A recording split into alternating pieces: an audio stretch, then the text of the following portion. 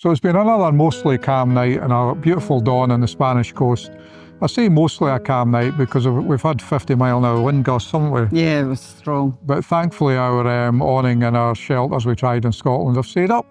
Bonus time. Bonus time. So Moncofa, quite wee Spanish town. There must be hundreds of them up and down the coast, eh? Yeah. It has a sort of fishing heritage, and last year they put murals up showing how they worked the beach and some of its previous history as well, you know.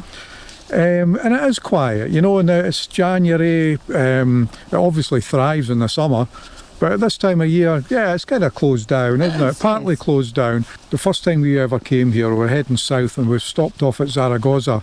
And we met a couple of people who'd been here before, and they said to us, "Do you like cycling?" We don't have bikes. They said, "Do you like bird watching?" Never tried it. And then they said, "You've come to the wrong place." So for people like us who were busy travellers, weren't we? Yeah. We still are sometimes. That was kind of worrying. But what we found when we got here was that sometimes if you take away choice, you gain peace of mind, don't you? Yes. Aye. Yeah. Weather's turned again. 50-mile-an-hour winds yesterday and rain today. But it's just part and parcel of being here, isn't it? It's January. And at least we're not dodging snow. No. And it will get better. It will. Yeah. So in January, the best of the weather tends to be between 10 a.m. and 4 p.m. So our day revolves around going to the supermarket and then cooking these long Spanish lunches. I mean, nobody's pushing us. We can take 4 hours over lunch if we want. That's a great thing. So if you remember, we looked at this pork joint last video. We cut a couple of chops off of that. The next day we roasted that up in the Ramosca with potatoes and carrots, and that was phenomenal. The next day in the Ramosca we made roast cod with chorizo. It might be one of the best things we've made in the Ramosca. We've actually made that a couple of times at home. We'll definitely do that while we're here. It was just too windy yesterday, you know, to do anything. The audio would have been awful. But today we're just going to have the Italian salad, a couple of hamburgers, chill out. So for us, that wee Italian side salad is just romaine lettuce, croutons, chopped tomato, parmesan flakes, sweet corn, roasted peppers from a jar, chopped cherry tomatoes, red onion, and some black olives for me because Rona doesn't like olives. I've also thrown in a few basil leaves there just because I had them. So we'll heat the brioche rolls on the other side of the wee caddock too, and a bit of side salad, good to go. Though Moncofa's quiet in January, it's got everything we need. It's got supermarkets, cafes and bars that are still open. So the waves are roaring in the background there because it's been so windy. So sorry we couldn't show you a bit of sun by the way, but hopefully next video it'll be back. So we come to Moncofa first and then we go to Cambrils, which is much busier. And we do it in that order for a reason. And that's because this place feels kind of healing, doesn't it? Yes. You know, it takes a few days to go over the travel, and then I think the routine of the day, you know, the things we do every day slowly relaxes you. Your mind starts to unravel, you start to think more rationally. And it's simple things like you can actually read a book and absorb it, can't you? Yeah.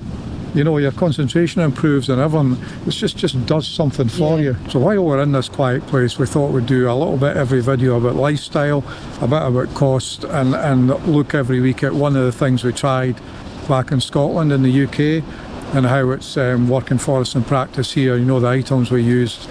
So regarding cost, I thought this video would just round up what it costs us to get here and back, because that's enough talking about money for 1 week. So I've written some numbers down here, but on the other side is a shopping list that mainly says wine, beer and some food. We better not read that one out. No. But anyway, so the ferry, travel insurance, less than 60 days, single trip £175, ferry £972.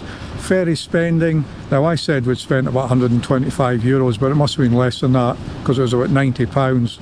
Now you can spend as little or as much as you like in the ferry, but we like a little bit of the experience. Yeah. And that kind of gives us that, you know. So that'll be twice because we're going back again, so that'll be £180. Now fuel last year was $558.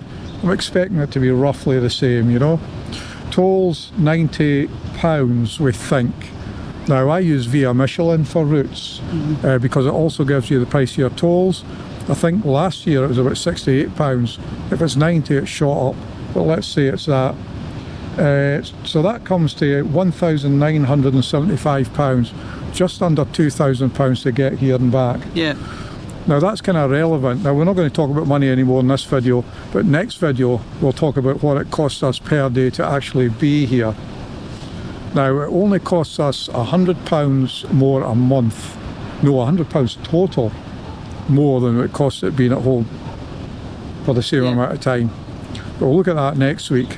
And if we cut our beer and wine expenses down a bit, it would be about the same as being at home. So it looks like we might get a bit of sun in this video after all. So this week, let me show you in practice what we're doing with the gas hose that we showed you back in Scotland. Now, long story short, on this campsite, electricity used to be included in the rate. Now only some of it is, and we're going to be paying the rest of the electricity on top. So naturally enough, we want to use more gas than electricity. Problem being, we fixed tanks, 27 litre underslung LPG tank in these vans.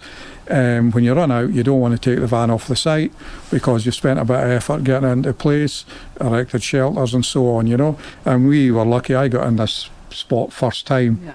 Yeah. But, you know, luck I think more than anything. So a bit of effort to get the van out. So we wanted to use gas, and we bought this hose from Gasset. So we hired the Spanish gas bottle. Now that's a €50 refundable deposit. Probably £20 for the gas. Now this is the Gasset hose, which is into the LPG filler point. There's the elbow, which stops it full, and the elbow adapter, which stops it full in the tank. Now this is the pass-through, not a regulator, it's pass-through, because this is going to use the van's regulator, obviously. Now to that, we've added this little bit of foam, which stops the gas bottle rubbing against the van. We've put this PVC coated wire for security around it.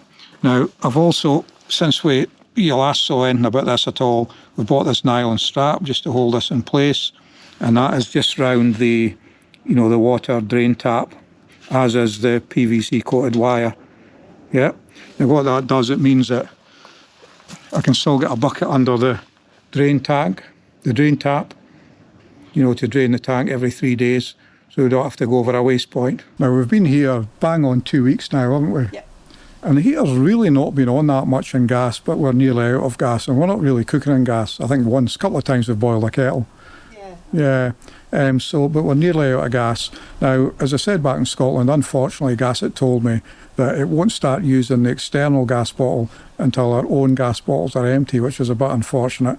But I'll report back as soon as that happens, make sure it works okay. So we're heading out again, because sometimes when Coffer throws you a little curveball, doesn't it? Yeah. Bit of sun, the wee Saturday market's on, but also they're doing this blessing of the animals thing. Yes. Which we've never seen before. Well, interesting to see what it is.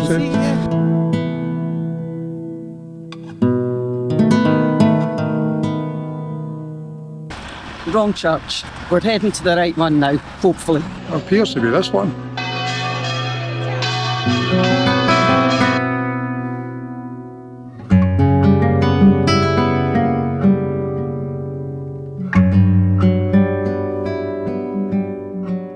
That was interesting enough, wasn't it? Yeah, it was. Yeah.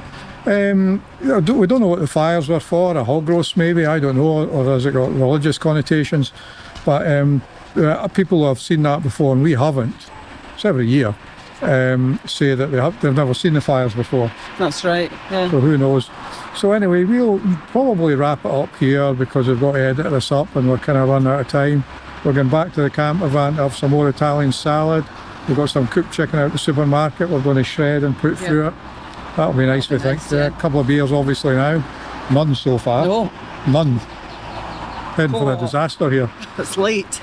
So if you want to join us next video, we'll a bit more about lifestyle, a bit more about some of the things we've tried back in the UK, and a bit more about cost, especially next week, or next video, hopefully it'll be a week, about what it actually costs us per day to be here, yeah?